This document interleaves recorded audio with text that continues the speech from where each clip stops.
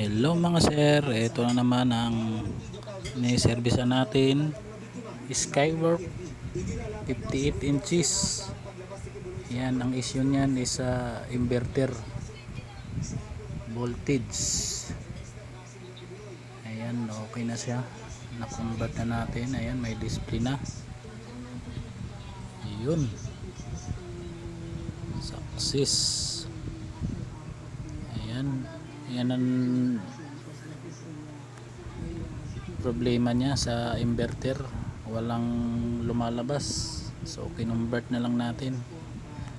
Ayan, okay, magagawan para natin ng paraan. Ayan, success na, okay na, may picture na, sobrang linaw. Okay, PM lang sa mga magpapa-home service. Yun, magandang kuha natin.